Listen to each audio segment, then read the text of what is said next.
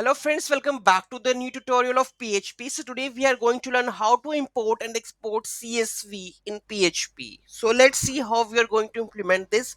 Those who haven't subscribed my channel yet, please do subscribe my channel.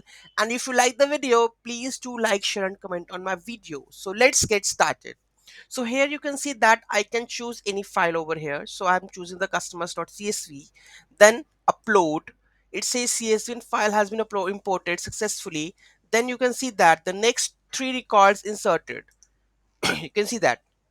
And if you go and check the database also on the same note, the two records more are added over here. So how and when I click on export, so here 9 records are there, then click on export.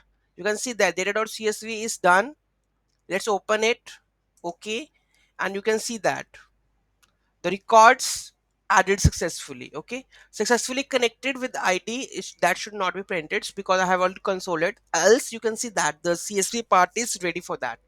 Okay, so you can go if you want that functionality in your application. So let's see how we are going to implement it. So let's go to the code level. So here we are going with the code level. So first of all, we have a connection DB. So this is a function that connection DB, which helps to connecting to the database. That expects the parameter server name, username, password, and the database. So if there is a function MySQL I connect for connecting to the your SQL files a connection. So it requires parameters like server name, username, password, and a DB, and it returns whether it's if it is true, then it connected, else you can log why it's not connecting. Maybe the username password wrong, maybe the DB is not there. So you can manage this logic over here, connection.php. Moving to the next function, the index one, where we have an import and export button.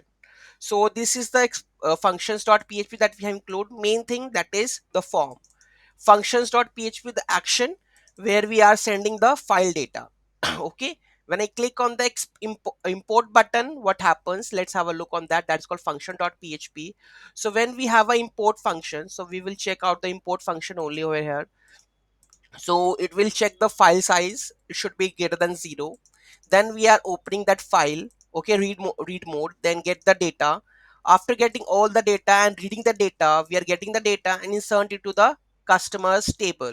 This is the table, customers table, which requires id, name, address, age and email. So id, name, address, age and email. So in the respective parameters, it's going at the row 0, 1, 2, 3 and 4.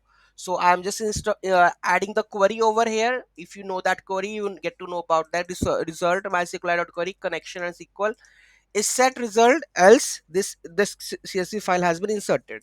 Okay, then the file close.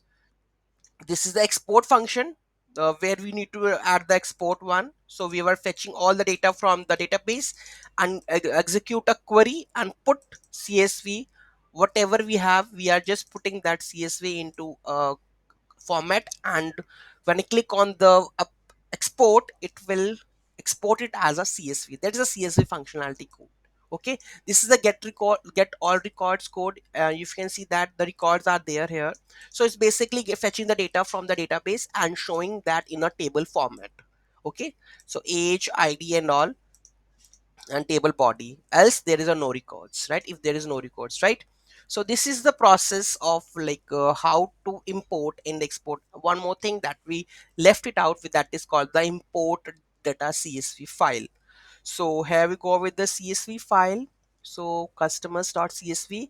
So here we have a ID, name, address, age, and the email. So this is the format. You can add it, import it, and check and export it. So you will get to know that where's what's going on in that one. Okay. So any query, any doubt in that, just let me know in the comment section. Thank you so much for watching this video. Have a great day.